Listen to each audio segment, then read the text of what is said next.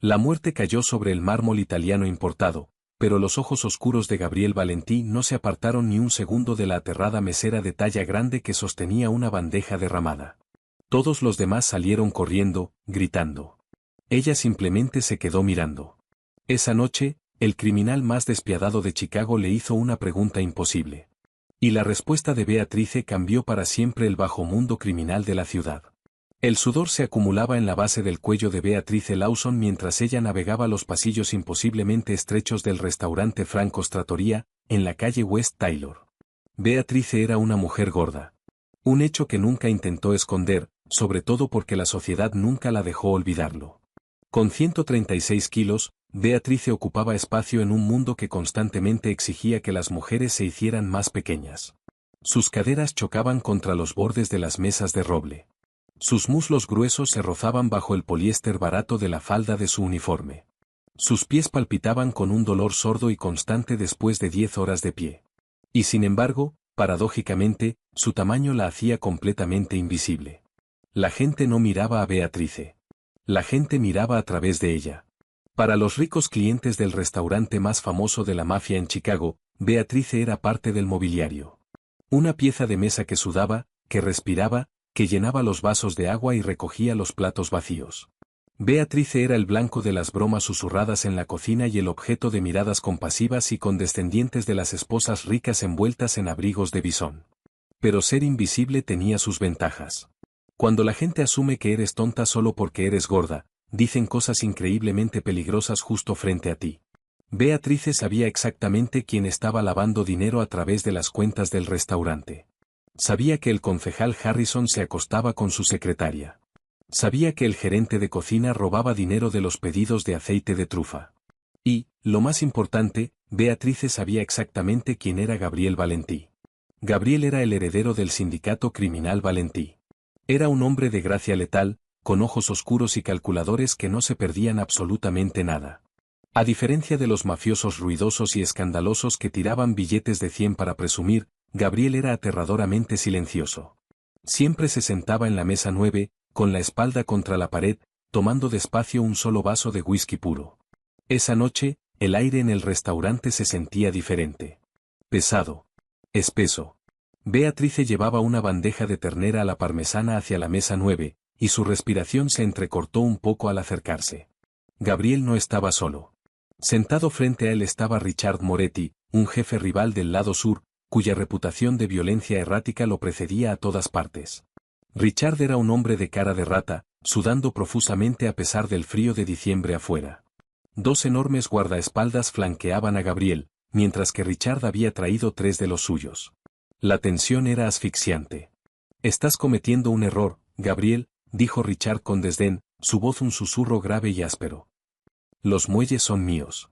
Mi padre construyó ese territorio». «Tu padre construyó un legado», respondió Gabriel con suavidad, su voz un barítono profundo que imponía silencio de inmediato. «Tú, Richard, construiste una carga. Eres descuidado. Y los hombres descuidados atraen a los federales. Y los federales son malos para el negocio». Beatrice se acercó a la mesa, el corazón golpeando contra sus costillas. «Su ternera, caballeros», murmuró, con la voz suave pero firme. Richard ni siquiera la miró. «Vete de aquí, ballena. ¿No ves que los hombres están hablando?», escupió, agitando la mano con desprecio. Sus nudillos rozaron la cintura de Beatrice y él retiró la mano de golpe, como si hubiera tocado algo asqueroso. «Por Dios, Franco debería contratar muchachas que no se coman la mitad del inventario». Un calor de humillación subió por el cuello de Beatrice, ese ardor familiar que ella normalmente tragaba en silencio. Pero antes de que pudiera retroceder, lo vio. El teléfono de Gabriel vibró sobre la mesa. Por una fracción de segundo, Gabriel bajó la mirada hacia la pantalla. En esa ventana infinitesimal de distracción, la mano de Richard se quedó suspendida sobre el vaso de whisky de Gabriel. Los ojos agudos de Beatrice captaron el sutil movimiento del pulgar de Richard, destapando un pequeño frasco de vidrio escondido en su palma. Un fino polvo blanco se disolvió instantáneamente en el líquido ámbar. Fue perfecto. Si Beatrice no hubiera estado parada justo encima de ellos, mirando hacia abajo para evitar el contacto visual, nunca lo habría notado. Gabriel volvió a levantar la vista, completamente ajeno a lo que había pasado. Aquí termina la negociación, Richard. ¿Me entregas los registros de embarque antes de la medianoche, o esto se sale de control? Beatrice se quedó paralizada. El ruido ambiente de los cubiertos y los murmullos de los clientes se desvaneció en un zumbido blanco. Su mente trabajaba a toda velocidad. Si gritaba, los hombres de Richard sacarían sus armas. Si no decía nada, Gabriel Valentí se tomaría el cianuro, o lo que fuera ese cóctel tóxico que Richard había dejado caer en su vaso, y moriría justo en medio de su sección. La guerra de pandillas que estallaría después destrozaría Chicago entero, y ella, sin duda, terminaría con una bala perdida en medio del caos. Beatrice tenía que actuar. No como una heroína, sino por pura supervivencia. Beatrice cambió su peso de lugar. Fingió un tropiezo, dejando que su cadera gruesa se estrellara con fuerza contra la esquina de la pesada mesa de roble. El impacto sacudió la madera. ¡Ay, Dios mío, qué torpe soy!, exclamó Beatrice en voz alta, agitando las manos. Estiró los brazos como para sujetarse, y en un movimiento deliberado y amplio, su palma pesada golpeó directamente la copa de vino tinto de Richard, derramándola sobre su regazo. «Estúpida vaca gorda», rugió Richard, levantándose de golpe de su silla. El vino oscuro manchó sus pantalones de seda de miles de dólares, goteando sobre el piso de mármol. Sus guardaespaldas metieron la mano dentro de sus chaquetas al instante. «Lo siento mucho. Déjeme limpiar eso. Le traigo bebidas nuevas», balbuceó Beatrice, interpretando perfectamente el papel de la mesera torpe y aterrada. Sin esperar permiso, Beatrice agarró el vaso de whisky envenenado de Gabriel y la copa de agua vacía de Richard, barriéndolos hacia su bandeja junto con los vidrios rotos. «Aléjate de mí», bramó Richard, manoteando hacia ella. Gabriel levantó una sola mano, deteniendo a sus propios hombres antes de que sacaran las armas. Sus ojos oscuros se posaron en Beatrice. No parecía enojado. Parecía profunda, intensamente curioso. Había visto el tropiezo, pero un hombre que lo observaba todo sabía distinguir entre un accidente genuino y un movimiento calculado. Beatrice corrió hacia la cocina, el corazón latiéndole con un ritmo frenético contra las costillas. Vació el whisky envenenado directo por el desagüe del fregadero industrial, dejando correr el agua caliente durante 10 segundos. Acababa de salvar a un jefe de la mafia, pero el verdadero peligro, se dio cuenta con un nudo enfermizo en el estómago, todavía no había ni comenzado. 10 minutos después, el restaurante había caído en un silencio inquietante. Richard se había ido furioso al baño para intentar salvar sus pantalones arruinados, dejando a Gabriel solo en la mesa. Beatrice respiró hondo, se acomodó el delantal sobre el estómago, y tomó una bandeja con un vaso de whisky recién servido. Perfecto. Caminó de vuelta hacia la mesa 9. Gabriel la estaba esperando. No había tocado su comida. Cuando Beatrice colocó la bebida nueva sobre la mesa, la mano grande y cicatrizada de Gabriel salió disparada, envolviendo su muñeca gruesa. Su agarre no era doloroso, pero era absoluto. Un grillete de hierro. «No tropezaste, Beatrice», dijo Gabriel. No era una pregunta. Él sabía su nombre. Ese detalle solo le provocó un escalofrío que le recorrió toda la columna.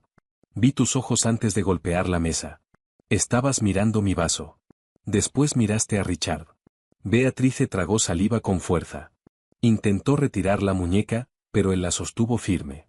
«No sé de qué me habla, señor Valentí. Solo soy torpe. No tengo buen equilibrio. No insultes mi inteligencia, y yo no insultaré la tuya», murmuró Gabriel, inclinándose un poco más cerca. El aroma de su colonia cara y de peligro flotaba alrededor de él. «Richard puso algo en mi bebida. Tú lo viste. Y en lugar de gritar, en lugar de correr, te lanzaste contra la mesa y aguantaste sus insultos solo para alejar el vaso de mí». Beatrice dejó de resistirse.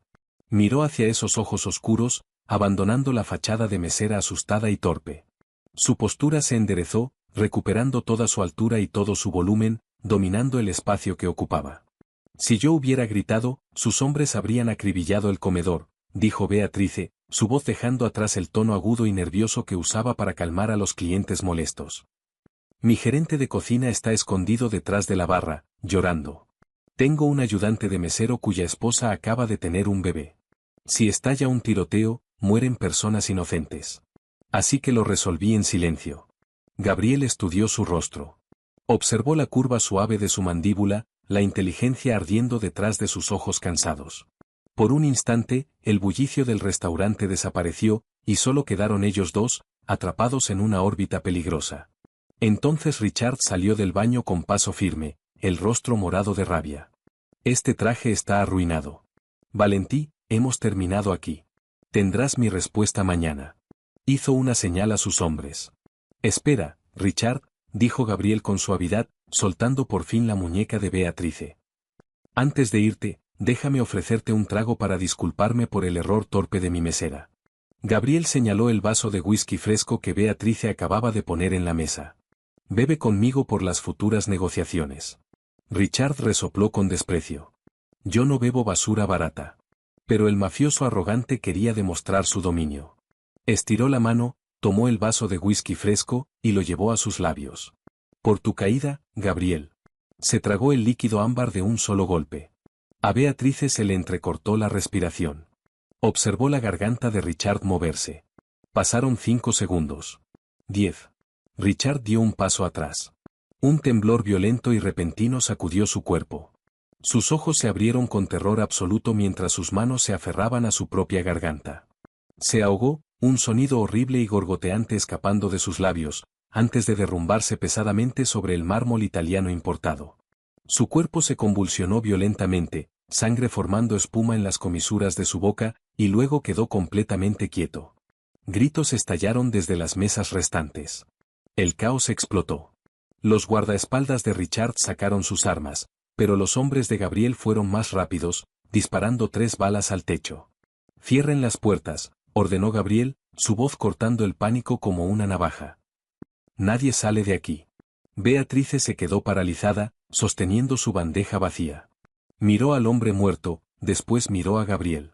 Gabriel se levantó despacio, pasando por encima del cuerpo sin vida de Richard, y caminó hasta quedar a centímetros de Beatrice. Se inclinó sobre ella, una sombra oscura de muerte y poder. Metió la mano en el bolsillo de su chaqueta y sacó un pequeño frasco de vidrio vacío. El mismo frasco que Richard había usado.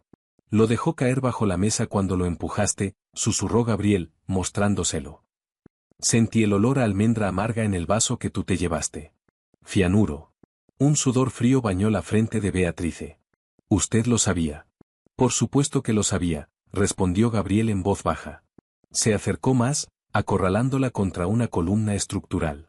Lo cual me lleva a mi problema, Beatrice. Eres mesera, ganas el salario mínimo. Todos en este salón te tratan como basura. No me debes nada. Estiró los nudillos, rozando suavemente la curva sonrojada de su mejilla. Fue un gesto tan íntimo, tan aterrador, que Beatrice olvidó cómo respirar.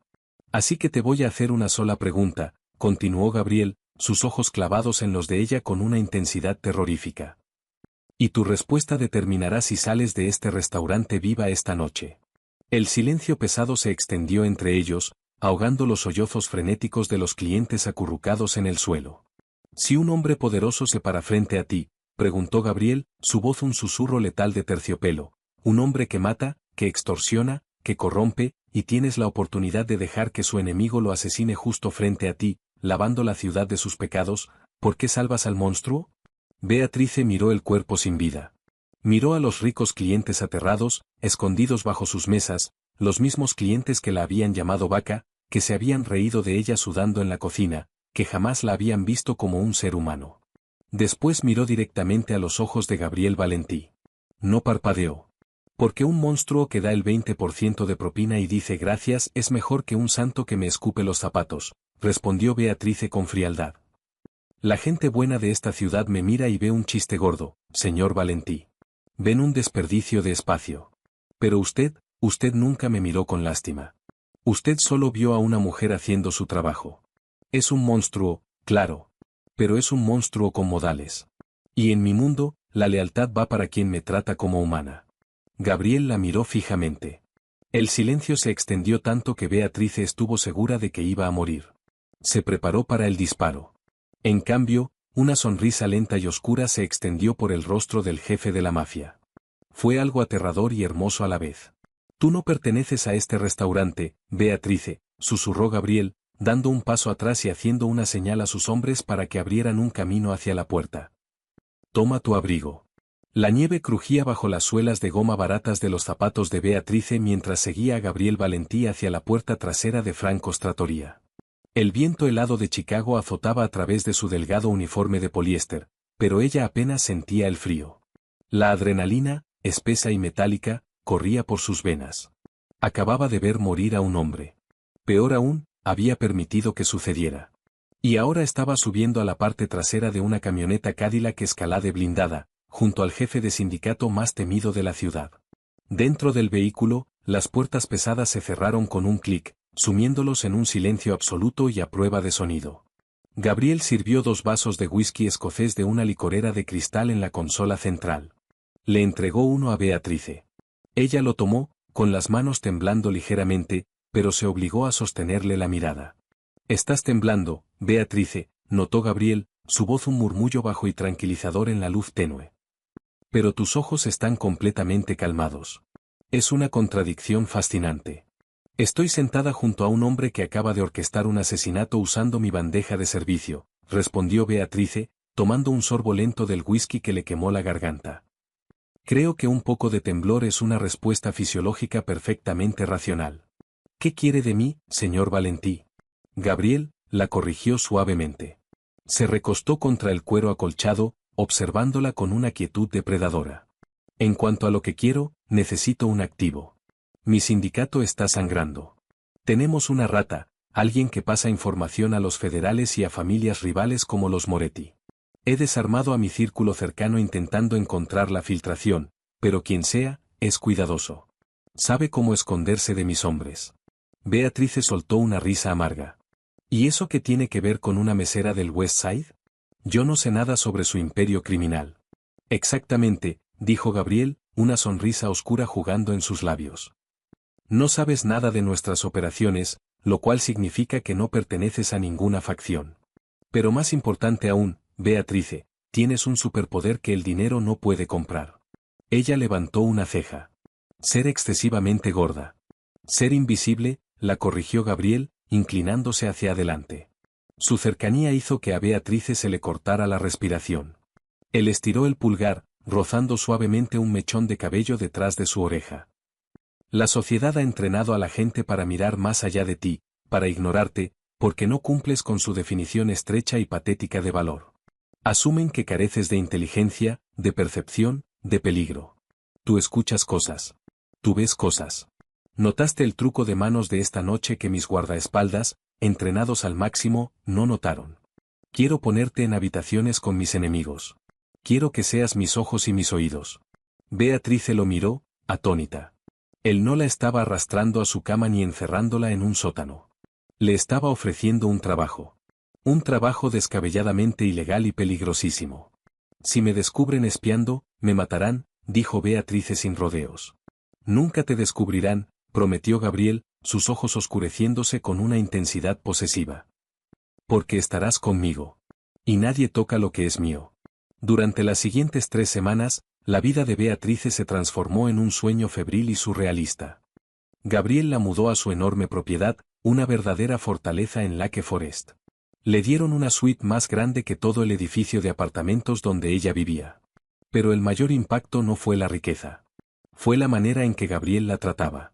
Gabriel trajo a Clara Hughes, una reconocida sastre privada de Manhattan, exigiendo un guardarropa completamente nuevo para Beatrice. Cuando Clara instintivamente sugirió colores oscuros y rayas verticales, el uniforme universal pensado para hacer ver a las mujeres gordas más delgadas, Gabriel rechazó de inmediato sus sugerencias. «Ella no se está escondiendo», gruñó Gabriel, parado en la puerta del cuarto de pruebas mientras Beatrice estaba incómoda, envuelta en una bata de seda. «Vístela en esmeralda, en rojo intenso, en oro. Resalta sus curvas. Haz que la miren. Y haz que entiendan que es intocable». Beatrice sintió un calor de emoción subiendo por su pecho. Durante 28 años le habían dicho que se achicara, que hiciera dieta, que se cubriera, que se disculpara por el espacio que ocupaba. Y ahora Gabriel Valentí le exigía que se expandiera. Él miraba sus muslos gruesos, su vientre suave, sus caderas anchas, con un hambre que la dejaba completamente débil de rodillas. Sin embargo, no todos en la propiedad compartían la fascinación de Gabriel. Lorenzo Rossi, el segundo al mando de Gabriel y su amigo más antiguo, la despreciaba. Lorenzo era un hombre de rasgos afilados y amargado, que vestía trajes a medida y se movía con una arrogancia aterradora. «Es una carga, Gabriel», espetó Lorenzo una noche en el estudio, sin saber que Beatrice estaba sentada en la biblioteca contigua, completamente oculta detrás de un enorme sillón de cuero. «Estás metiendo a una civil gorda en los negocios de la familia. Los demás capós se están riendo de ti. Creen que perdiste tu instinto, que ahora tienes una mascota de caridad. Que se rían». La voz de Gabriel se volvió helada, cargada de la promesa de violencia. «Y Lorenzo, si vuelves a hablar de Beatrice con ese tono, te voy a arrancar la lengua yo mismo. ¿Nos entendemos?» El silencio se extendió hasta que Lorenzo murmuró, tenso: «Sí, jefe».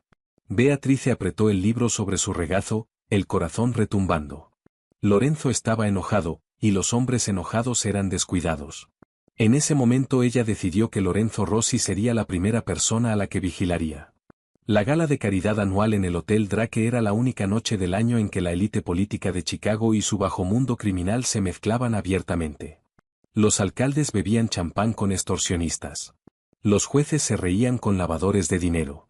Beatrice bajó del escalade y las luces de los paparazzi la cegaron por un instante. Llevaba un vestido de terciopelo rojo rubí, hecho a medida, que abrazaba su pecho generoso y se abría con elegancia sobre sus anchas caderas. Diamantes caían en cascada por su clavícula. Parecía de la realeza, un contraste impactante con las esposas idénticas, operadas y dolorosamente delgadas de los otros mafiosos. Gabriel le ofreció el brazo. Se veía letal con su smoking negro como la noche, pero sus ojos se suavizaron al recorrer su figura. «Te ves magnífica», murmuró, acercándola. «¿Estás lista?» «Solo señáleme dónde están los leones», respondió Beatrice, con el mentón en alto. Dentro del salón de baile, la estrategia comenzó.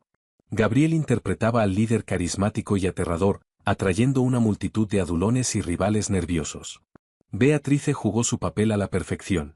La acompañante tranquila, un poco abrumada, de talla grande, que urgentemente necesitaba sentarse junto a las palmeras en macetas.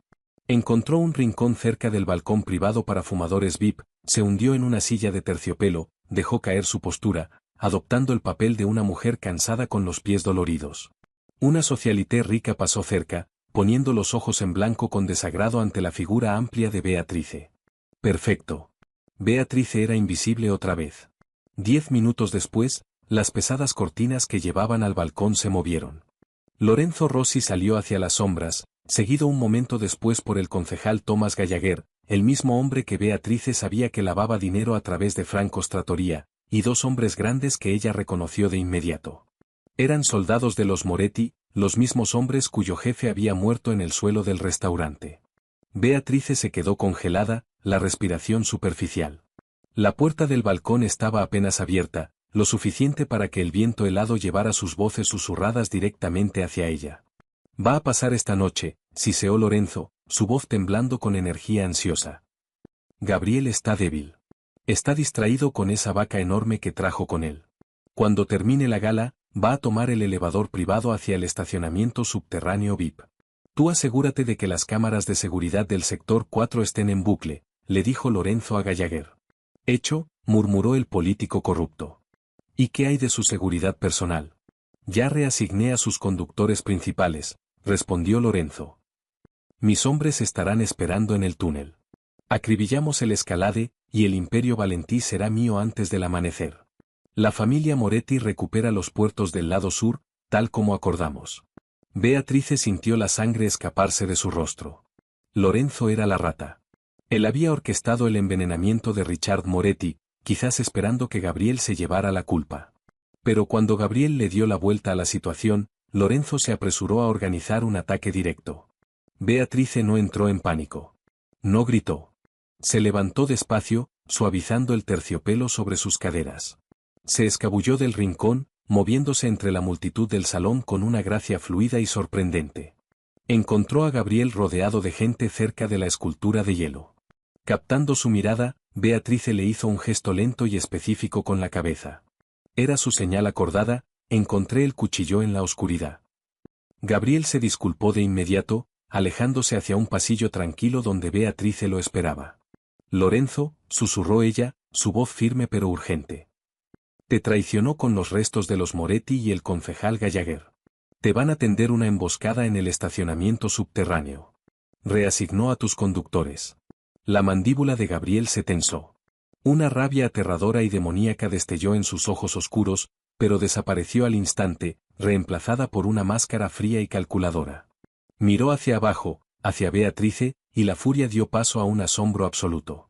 Su segundo al mando, un hombre que había estado a su lado durante 20 años, era un traidor.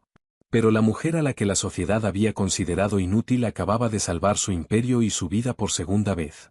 «Quédate aquí, en el vestíbulo principal», ordenó Gabriel, sosteniendo suavemente su rostro y presionando un beso feroz y contundente sobre su frente. «No te muevas hasta que yo envíe a mi guardia personal por ti». Beatrice lo vio alejarse, marcando un número en su teléfono. No estaba llamando para escapar. Estaba llamando a sus ejecutores. Una hora después, la gala terminó. Las noticias se esparcieron entre la élite de la alta sociedad en susurros apresurados y aterrados. Hubo un incidente en el estacionamiento VIP. Una explosión de gas, dijeron. 4 hombres muertos. Se reportaba que el concejal Gallagher había desaparecido. Beatrice estaba de pie junto a la escalera principal, el corazón retumbando, hasta que las enormes puertas de vidrio se abrieron y Gabriel entró de nuevo. Su smoking estaba impecable, aunque había una mancha leve de hollín en su puño blanco. Todo el salón pareció contener la respiración mientras el rey indiscutible de Chicago caminaba directo, dejando atrás a millonarios y políticos, hacia la mujer gorda que esperaba junto a las escaleras. Esta vez no le ofreció el brazo. Gabriel se hincó de rodilla, justo en el centro del vestíbulo del Hotel Drake. Murmullos de asombro resonaron contra las paredes de mármol. Gabriel tomó la mano temblorosa de Beatrice, besando sus nudillos. «Todos los hombres de esta ciudad pensaron que podían superarme en astucia», dijo Gabriel, su voz resonando con claridad en el silencio mortal del salón. «Pero cometieron el error fatal de mirar más allá de ti. Tú eres mis ojos. Eres mi igual. Eres mi reina». Se levantó, atrayéndola contra su pecho, justo frente a la élite atónita de Chicago. «Que se queden mirando. Que susurren». Beatrice Lawson ya no era invisible. Era la mujer más poderosa del bajo mundo. Y el monstruo a su lado quemaría la ciudad entera hasta las cenizas antes de permitir que alguien volviera a hacerla sentir pequeña otra vez. ¿Te dejó sin palabras el ingenio de Beatrice y la lealtad absoluta de Gabriel? Por eso nunca debes subestimar a nadie por su apariencia. Si te encantó esta oscura y satisfactoria historia romántica de mafia, y quieres más historias intensas donde el desvalido termina conquistando el imperio, dale like a este vídeo, compártelo con tu mejor amigo, y suscríbete al canal ahora mismo. Deja un comentario abajo, ¿qué habrías hecho tú en esa gala?